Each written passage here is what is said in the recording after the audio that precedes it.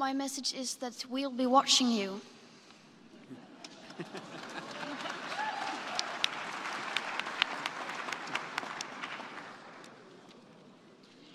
This is all wrong. I shouldn't be up here. I should be back in school on the other side of the ocean. Yet you all come to us young people for hope. How dare you? You have stolen my dreams and my childhood with your empty words, and yet I'm one of the lucky ones. People are suffering, people are dying, entire ecosystems are collapsing. We are in the beginning of a mass extinction, and all you can talk about is money and fairy tales of eternal economic growth. How dare you?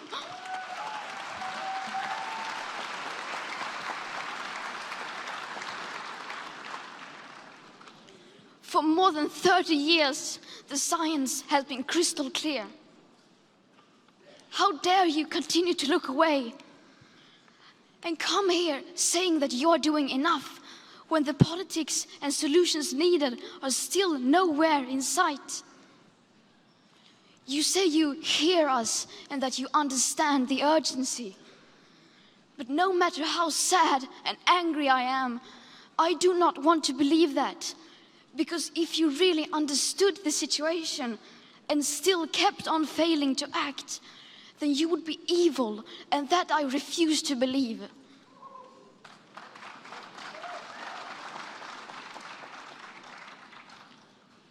The popular idea of cutting our emissions in half in 10 years only gives us a 50% chance of staying below 1.5 degrees and the risk of setting off irreversible chain reactions beyond human control.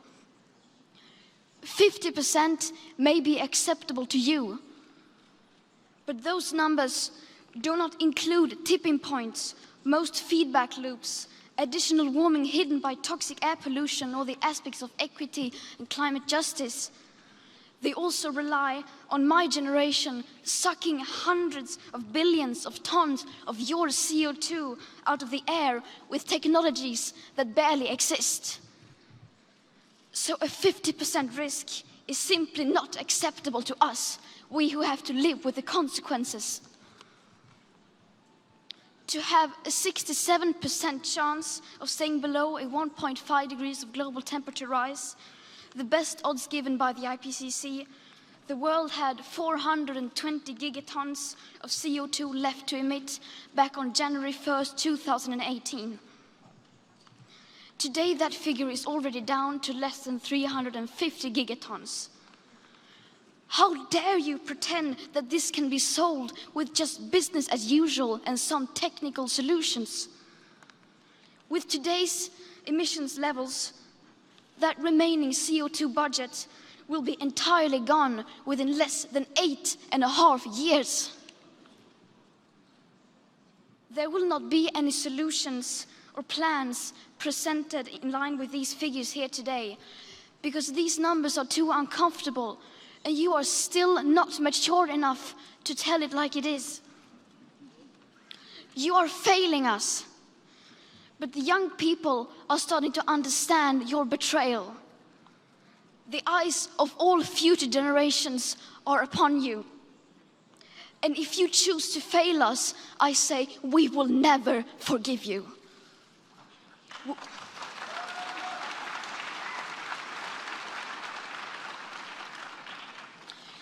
We will not let you get away with this. Right here, right now, is where we draw the line. The world is waking up, and change is coming whether you like it or not. Thank you.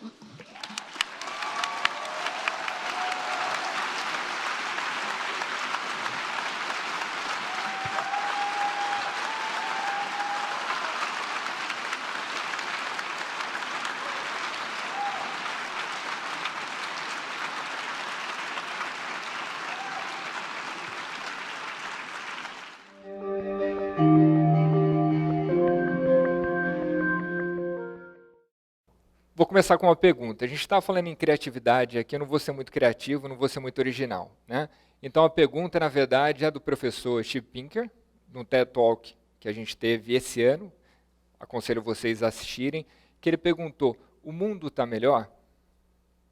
Essa é a pergunta, né?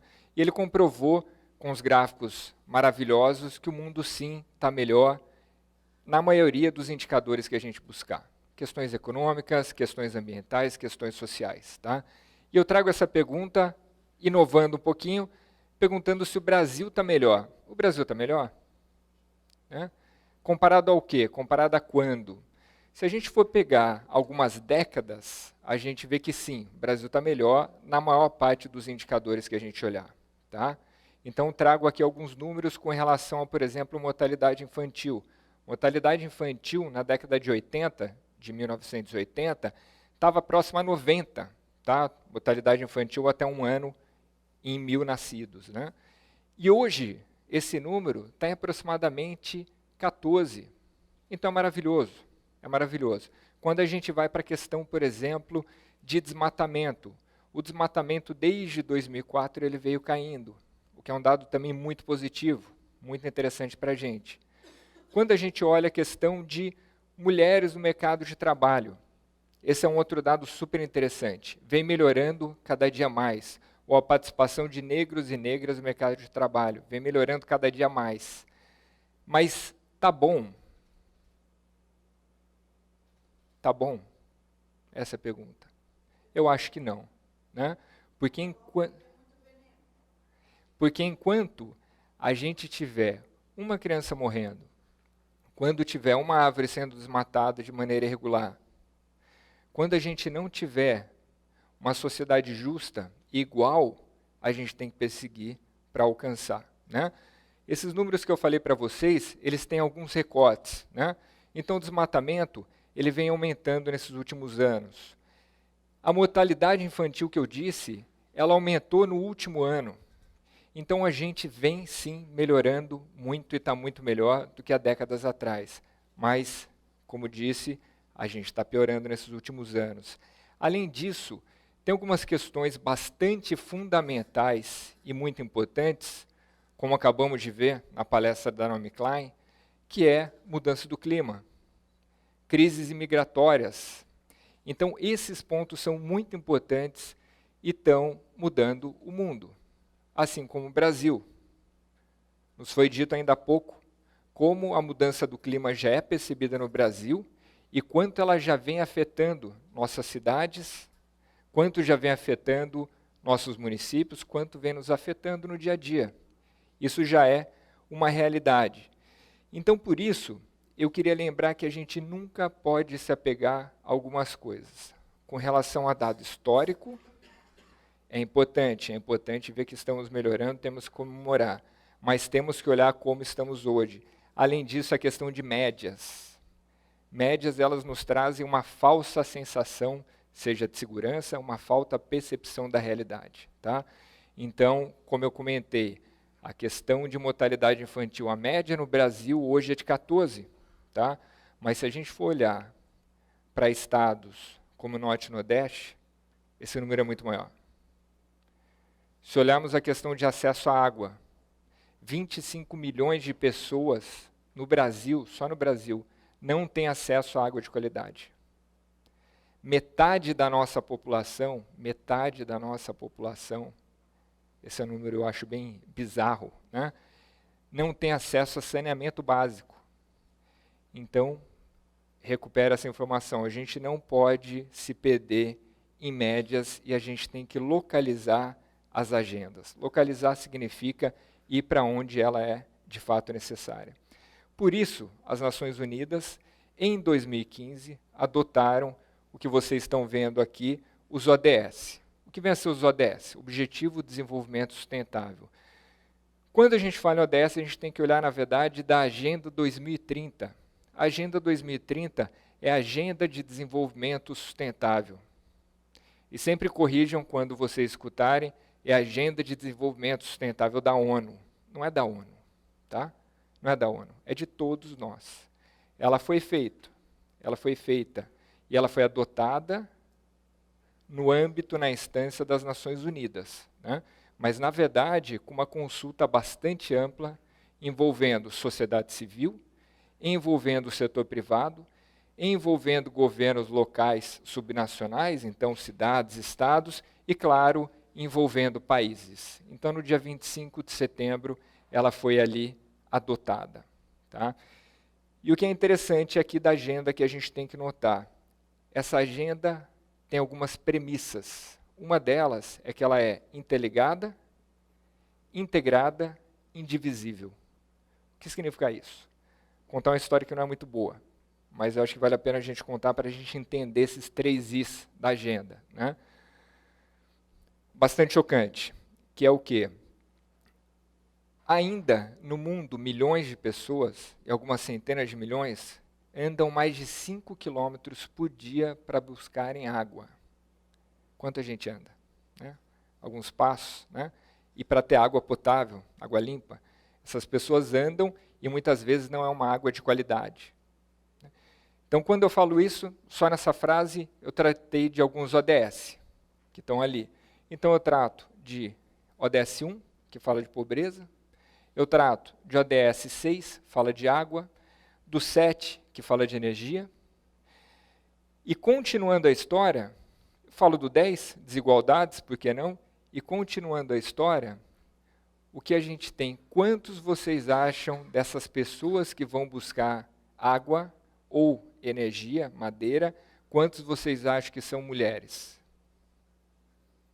Quanto vocês chutariam? Escutei 50%, 70% aqui. Na verdade, é 90%. 90%. 65% mulheres e 25% meninas. Tá? Então, aqui eu falo do quê? ODS 5. Aí eu venho para mais uma parte da história. A maior parte dos estupros que ocorrem no mundo ocorrem no trajeto em busca de água e energia. Então, aqui eu trago ODS 16. Falo de justiça, né? De violência. Então, por isso, gente, a gente tem que sempre lembrar que essa agenda ela é interligada, indivisível e integrada. Não dá para a gente olhar sobre um aspecto, a gente tem que olhar o todo.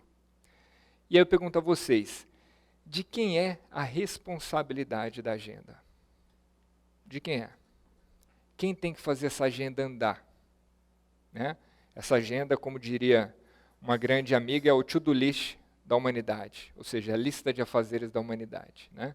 É como e para onde a gente tem que caminhar, como a gente tem que estar em 2030. A responsabilidade é de todo mundo. É dos governos, sim, governo supranacional, governo nacional, que são os países, estados, municípios, é das empresas, é da sociedade civil organizada, é do indivíduo, é do indivíduo. Todo mundo tem que focar na agenda para que a gente atinja esses objetivos. Mas aqui eu quero focar em um dos atores, nas empresas. E vou fazer uma comparação. O número é 200. Dos 200 maiores PIBs do mundo, se compararmos PIBs à receita, quantos são empresas? Alguma tentativa aí? Quantos são empresas? De 200, comparando países a empresas. Quantos são empresas? 70, escutei 70. 180, 180 é um pouco exagero, mas 154. Então, se a gente listar de 1 a 200, 154 são empresas. Né? Então, a gente vê o potencial de impacto que essas organizações têm. Impactos positivos ou então negativos. Tá? Mas, por que eu quero dar atenção para esse público? Porque eu entendo que por conta desse potencial que eles têm, e eu procuro olhar o potencial não só positivo, também o negativo, mas estimular o positivo, acho que isso que tem que ser feito, né, sem dúvida nenhuma, eu acredito que as empresas são parte bastante importante nessa mudança, no atingimento dessas metas. Tá? Elas vêm se organizando. A gente acabou de assistir aqui a Naomi Klein falando de algumas iniciativas. Quando ela fala em, por exemplo, contratação de metas para ter só energia renovável, está falando em empresas. Né?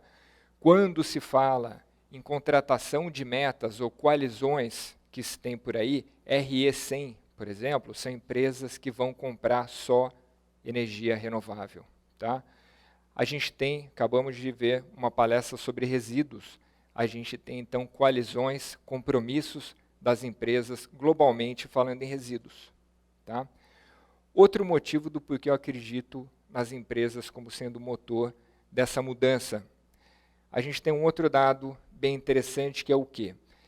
A gente vê cada dia mais países, às vezes de esquerda, às vezes de direita, às vezes mais conservador, às vezes mais liberal, e aí muitas vezes transformam de uma democracia numa ditadura, né?